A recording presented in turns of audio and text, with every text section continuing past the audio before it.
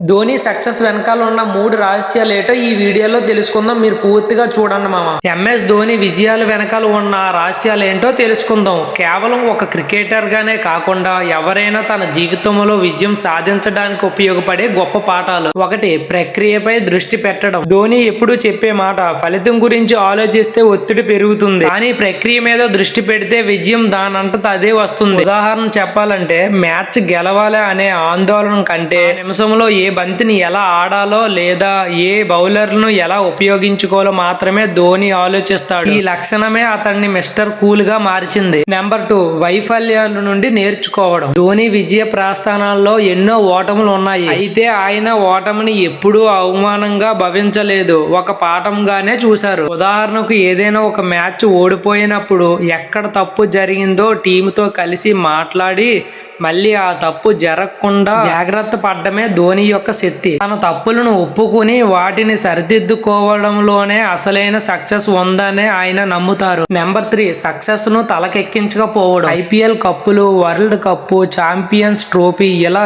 ఎన్నో గెలిచిన ధోని గర్వం కనిపించదు. ఉదాహరణ చెప్పాలంటే, ట్రోఫీ అందుకున్న వెంటనే దానిని తన టీం సభ్యులకు ఇచ్చి తన వెనక వరుసలోకి వెళ్లి నిలబడతాడు. విజయం వచ్చినప్పుడు పొంగిపోడు, అపజయం వచ్చినప్పుడు కుంగిపోకుండా ఉండడమే ధోని యొక్క ప్రత్యేకత. ఈ వినయమే తన యొక్క సీక్రెట్. మరి ధోని వెనకాల ఉన్న ఈ 3 రహస్యాల గురించి మీకు ఎలా అనిపించిందో కింద కామెంట్ చేసి చెప్పండి మామ. మీలో ఎంతమంది ధోని ఫ్యాన్స్ ఉన్నారో మన ఛానల్ ని సబ్స్క్రైబ్ చేసుకుని నాకు సపోర్ట్ చేయండి మామ. మళ్ళీ నెక్స్ట్ వీడియోలో కలుద్దాం.